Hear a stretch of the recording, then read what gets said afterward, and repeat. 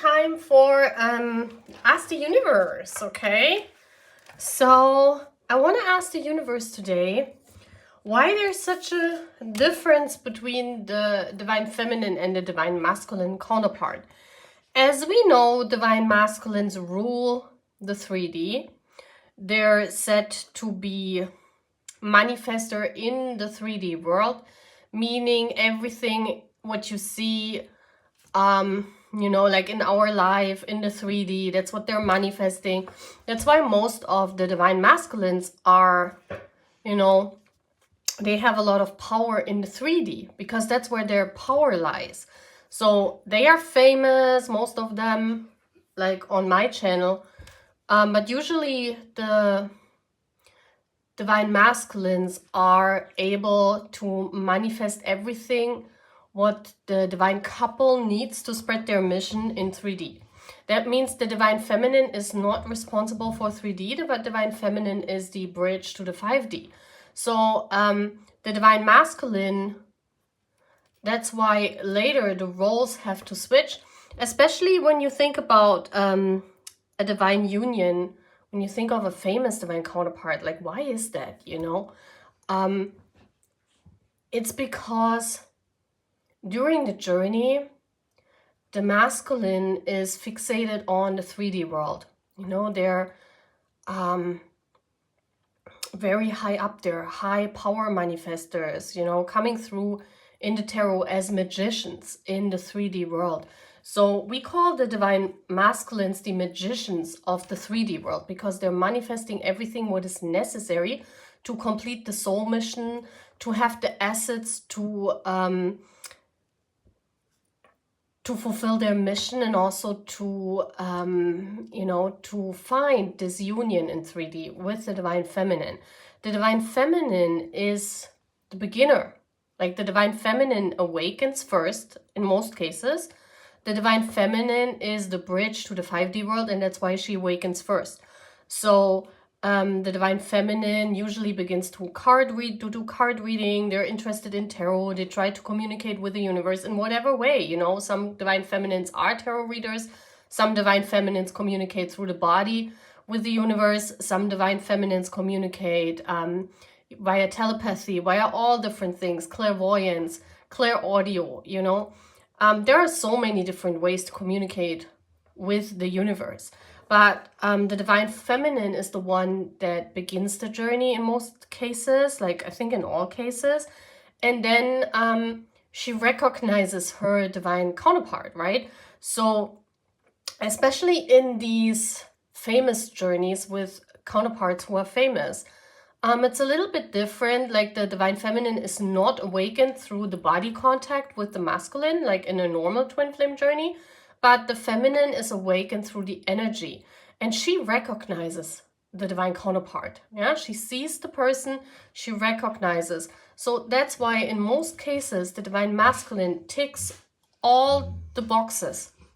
Yeah, ticks all the boxes in the divine feminine. Yeah, how she sees him. Yeah, and that's very important. Otherwise, the divine feminine would not begin to chase. She would be interested in other people. She would not begin to chase the divine counterpart. So, but this is necessary in order to awaken the divine masculine, who then again begins his soul journey by manifesting everything what is needed into the 3D for his own growth, for his powerful journey. And then also both of them are completing this quest to find each other, to find this physical union in order to manifest more into the 3D. Okay, and both of them are needed. You cannot just say, well, the divine masculine is better off because they can manifest everything they need into 3D, all the assets that they need, all the fame, everything. No, because without the divine feminine in their back, without the divine feminine as a backup, there's nothing possible, because she has to hold the energies to the universe. Yeah, and that's very important. So I want to ask the universe today why it is necessary that both of them have such a distinguished journey, that both of them only work together as a couple. This is also very important. You cannot have one without the other. Why is it important that this union functions the way it functions? And why is the Divine Feminine like the ruler? I always say the Divine Feminine is the ruler of the 5D. She rules the afterlife. She rules the communication with the universe. She rules everything what is beyond what we're seeing. And the Divine Masculine rules the 3D, like everything what we're seeing, you know. Like the normal world, everything. They're like, in most cases, they have established everything or have fulfilled all their dreams in real life. That's how it is with twin flames, you know, but they only function as a union, like as a union together. So why is it that way? Like, why can't they have both powers? Like the Divine Feminine being the ruler of the 5D and also being the ruler of the 3D, and the same for the masculine. Why is it parted this way? I want to know. Like, why is it parted this way, universe? I think that's very interesting. I don't know if I ever asked like this. Okay. So we have the birds coming out. This is the community, the world around the both of them. This is the world, when you can see, you know, the world. The birds are the community, the world, the other people around. And we all see here these, you know, like a couple here and a couple there. You see this? This is interesting. It's like one is the, you know, in union with the 5D and one is in union with the 3D. You see this? How this is exactly my question. Let's put it here. I want to know why this is. So we're going to look into this with, let's put this a little bit to the side. I want to look into this with the Lenormand cards. And I put two decks together. And not that you're wondering that they have different back sides, because I love to have different card systems here. I love to have different, like there are a lot more cards, yeah, coming out. So let's see, we're getting our system of cards now to see what the universe is saying. Like, why is it, isn't it interesting that we already get two different decks out? This is crazy. Like, you see how this is also parted? Do I have to? Yeah, we get one in the okay, two cards they're saying. Two cards as a union thingy. Okay. Okay. Bottom of the deck, the Divine Feminine. Okay, interesting. Well, the Divine Feminine starts the whole thing, right? The Divine Feminine starts it. That's the start of the whole journey. That's why the Divine Feminine plays an important role in this whole journey. So, I hope you can see the cards. Let's open the first row. And I think the first row, we have the Authority, the Bear. Ah. We have the Windmill. Very interesting. This is the impossibility of these Twin Flames journeys. And the Windmill is always the impossibility. The Merle, Twin Flames, right? Wow. You see how the power is, okay. I want to say something about this because we have it already here, and I want to get one of my feathers as showing you, because I don't have my crystal stick here. I don't want to get it because it's so interesting. I'm like into the reading at the moment. Let's get this here. One here and one here, they're saying. I don't know why the order is like this. Let's just do it like this, okay? So we see the bear. The bear talks about priority. The bear talks about the strength. And you know how a mother bear, like, really defends her cubs, right? So this is about the impossibility of this journey with the Windmill. Because the journey goes round and round and round and round and round, you know. In order to have this breakthrough in this twin flame journey, both couples need the strength. So what I'm seeing here, it's basically the Divine Feminine would be too weak and the divine masculine on their own to manage both realms, because we're talking here about the divine feminine being the ruler of the 5D world, and that's why we have her here, because I'm divine feminine, so I'm talking to spirit right now. I'm the bridge at the moment for you to see how this whole thing works. So universe is basically speaking to me, and that's why they're having the divine feminine here, because she is the bridge, she is the ruler of the 5D world. The communication with the universe works only through her. Also, you know, it cannot be that, you know, it has to be the couple that functions. It has to be the union couple. It's not like you can take the divine feminine from here and the divine masculine from here. It has to be the couple that fits together, the couple that incarnated into this world together. And she holds basically everything together via spirit, whereas he is the manifester in the 3D world, you know. And in order to have this power, it needs to be separated. Yeah, it needs to be separated. Otherwise, I feel if one person, like this one bear, wouldn't win against the windmills, right? I mean, this would be like Don Quixote, where he is like running against the windmills and fighting like imaginary dragons. You know, like this won't happen, right? So the power is needed in both worlds in order to have a breakthrough and a union. And I feel success with the birds as well. It cannot be just one person running against the windmill. This would be like Don Quixote then, you know. So we have the timing. So timing, as I said, is not relevant in this journey because time does not exist. I said this before a couple of times. In our 3D world, timing exists.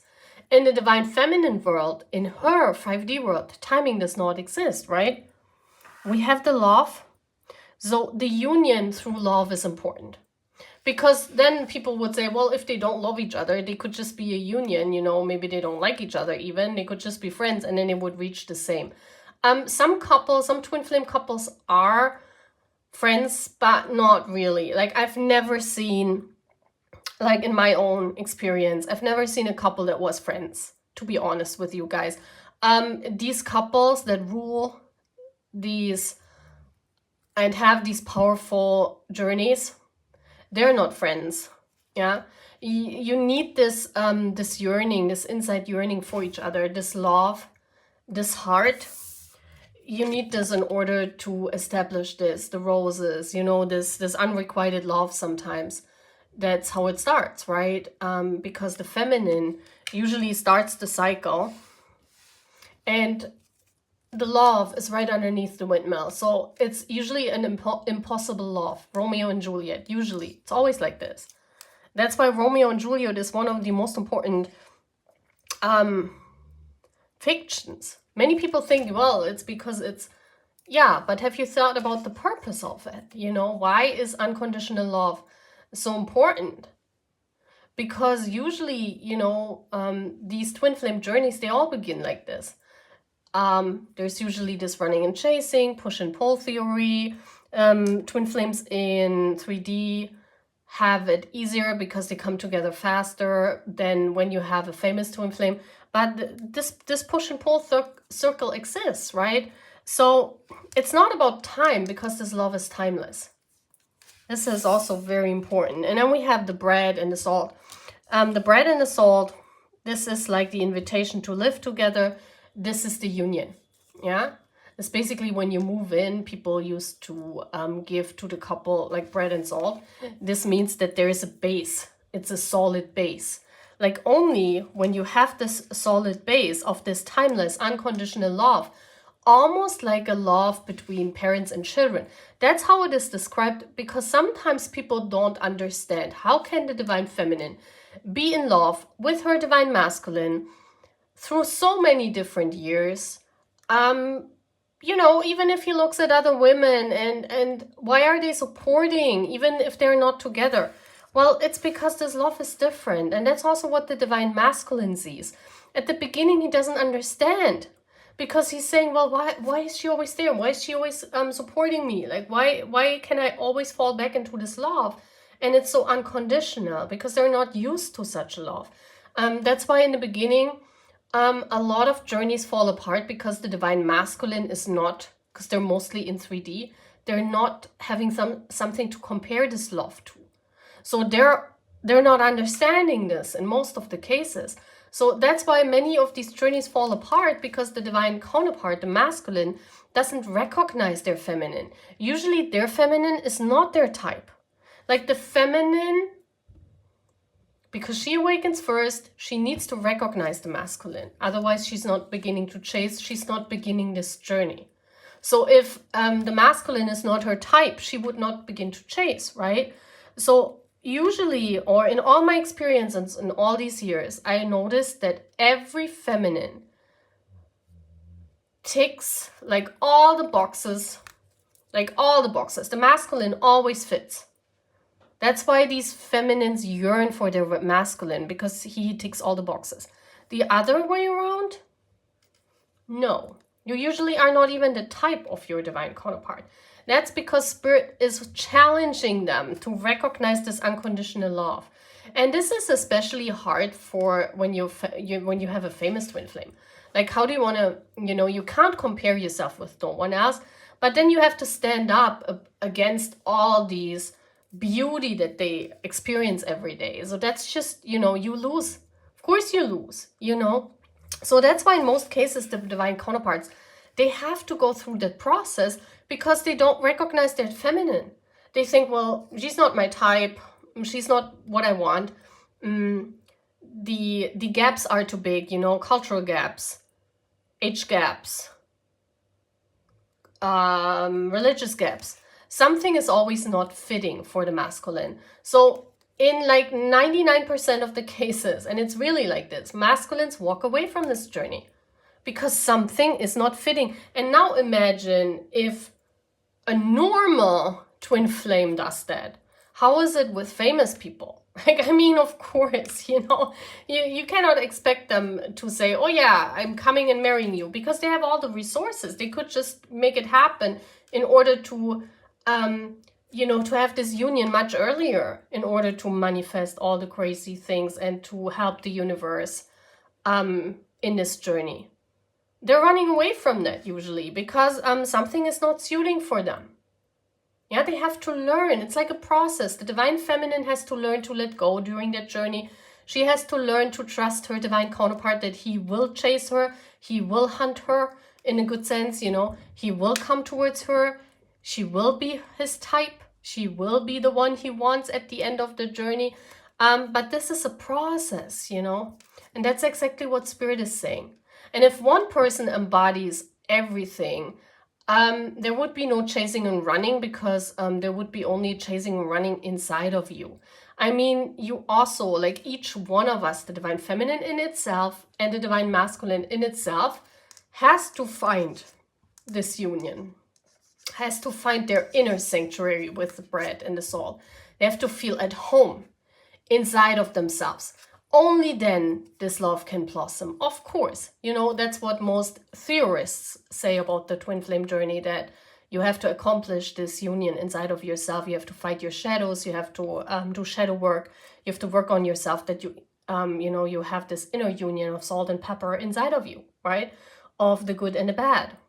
That's when your masculine recognizes you. Yes, this is part of the journey, but that's not all. That's not the whole twin flame journey. There is also this outer journey where your masculine comes towards you and recognizes this divine love, this unconditional love. Yes. And then we have the book. It's a journey. Yeah. The book also says it. It's a journey. And only, like, if there's only someone writing the book and reading the book, this would not be helping it, the whole thing, right? We always have two people. One, well, at least, in the normal way, we have someone who writes the book and the other person who reads the book. So there are always two people involved. The same here. Yeah? And it's also about the knowledge. It's about every one of the two of them carries the knowledge of this whole community, of the whole world inside of them. But, this knowledge is timeless. This love is timeless. And it's also something that you have to open. You have to open the book to read it. If you just buy the book and put it in your corner because you're saying, oh, I don't like the black outside, or I don't like the, you know, the golden letters in front, and then I'm not reading it, then of course the journey is moving alongside, but I'm not really into the journey, right? So this is the choice everyone has, because it's a choice. This whole journey is a choice. They still have a choice. You still have a choice as divine feminine. You know, you can say, oh my gosh, you know, this whole journey is too difficult for me. This is not what I want, because I just go and, you know, be happy with a soulmate, and, you know, I'm not interested in my twin flame. And then you just forget about the whole journey. That's possible. But I think the universe always brings you back to that book, because that you accepted that you read that book before you incarnated. You said, well, me and this person, one of us writes the book, one of us reads the book. We have to work together as a team. It's a teamwork, as usual, like in a community. This is also the answer. It's not a one-man's work. Yeah, it's a teamwork of both of them. We need the 3D and we need the 5D. Yeah.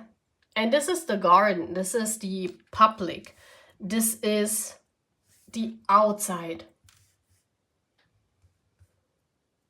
So, especially with these famous twin flame journeys, you know, they are usually a secret. Like the book also talks about a secret. Not everything is known. Yeah. Also, what is seen that once you start to read the book, once you begin this journey, it's like everything is revealed in timing with the public here. It's like, it's not like this that, you know, the universe says, well, here's your garden. You know, we see this beautiful garden, like, whoo, wait a minute.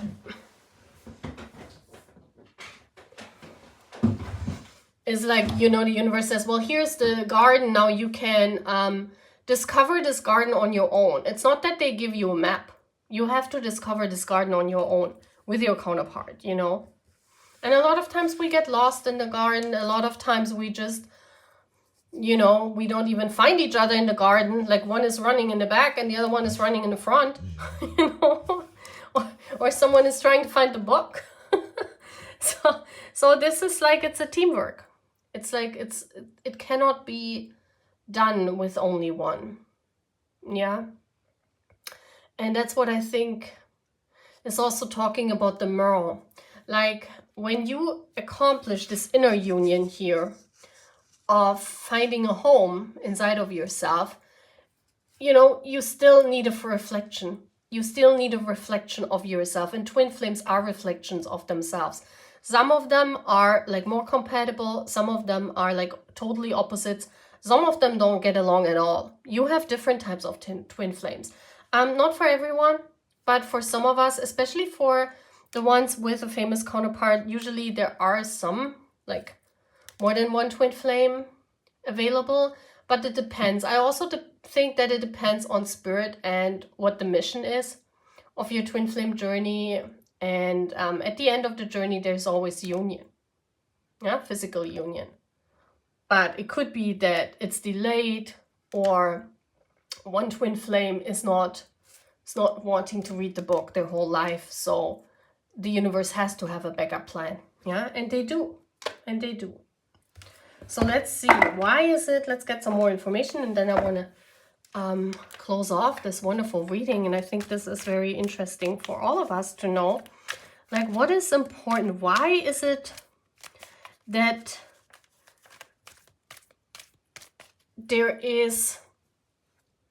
why is it that the masculine is the ruler of the 3D world and the feminine is the ruler of the 5D world? Why is it separated like this? Can you show me? Okay. Okay, financial discipline. This is about the, well, it says financial discipline, but the thing is, the masculine is an action-oriented energy, whereas the feminine is a passive energy. You know, the feminine is the empress. She sits on her throne and she manifests, mostly with the universe. Yeah. And she is like the bridge towards the universe. She's not actively involved in doing things in the 3D. In the 3D, in order to manifest, you gotta have some kind of push and pull principle. And this is only possible for the masculine because of this discipline that they carry inside of them. Yeah. I mean, it's called here financial discipline. This is because you could see that as finance as well. But it's some kind of discipline in order to manifest things into the 3D. You gotta be active and passive. And there's like a, you know, something that only the masculine can like fulfill to the extent. Yeah, and the feminine ruler of the spiritual world. Yeah.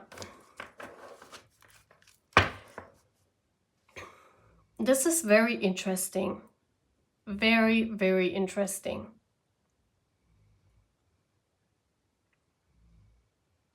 Because this is more also like a pushing force, and this is more like a pulling force. Why is it separated though? Wait a minute, I want to get tarot. I have this tarot deck. Let's see this as the masculine and this is the feminine way. Why is it separated? And I think that's very beautiful to use these two cards. And I want to know, why is it separated? Just give me one card. Maybe I can sense it. Okay, they say this, Magician. Yeah, because of the manifestation. We see the crown here. The crown is in the 5D. Yeah. Oh, and then we see here the two things. This is almost looking like this logo of this brand. And then we have the feminine dress and we have the masculine. Oh, the mind, and the feminine, the heart space. You see this? The feminine is the body and the masculine is the mind, and vice versa. Only as a union they will function. Yes, only as a union it will function. It's like you have, oh, it's like in the body. Like, you know, like in the body you have like the right side and the left side. I think this is very important because only because you have this, you're functioning as a union in 3D. So the same goes for twin flames. It's like there's a left side and a right side. And only as the, like, if you combine these two, you can become this magician, this power manifester. You don't, you cannot become this. And we have a masculine here and a feminine energy as example. So it's like the, you know, the right side is connected to the left side of the brain and vice versa, you know. I don't know in which way they are connected, but this is what it is. I mean, this is in every person, right? So that's how it is in the twin flame realm as well. It's like mirroring. It's like mirroring the body of a human, yeah, of a person. That's why you gotta have two. One, the ruler of the 3D, one, the ruler of the 5D, because that's what you have in your body as well. You know, you're the ruler of the mind and the ruler of the body, right? Wow. This is beautiful. So it's a mirroring from spirit even down to the community, to everyone. It's because of this mirroring going on. Because twin flames are part of humanity, right? Wow. This is very crazy. Let me see if I get anything to the colors.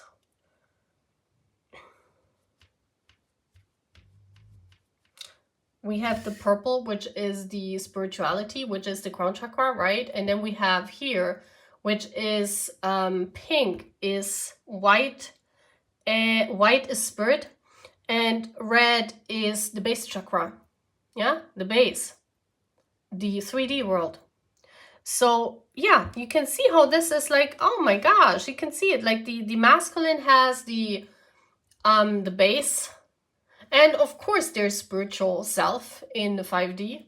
And then we have the feminine being like a bridge in between. This is so interesting. Wow. Beautiful. So I really love this reading, guys. I hope you could get something out of it. And I wish you a wonderful day. And see you again, Flamies. Bye, guys. And guys, I just want to tell you, because I wanted to close off the reading and I wanted to look upon what is underneath. And look at this. The guy is underneath, and then we have the clover for luck. And, you know, like we can see here that all is one string. Like everything comes back to the two of them. And then we have the union, which speaks of, you know, this is the date, the appreciation, that both of them needs to appreciate each other. You see this? To be lucky. Wow. And then we have the manifestation rider and the angels. Wow. This is crazy, guys. Because I wasn't looking at the, like right underneath was the guy. That's crazy. So I just wanted to show you this, and I want to say no, goodbye for real. Okay, take care. Bye.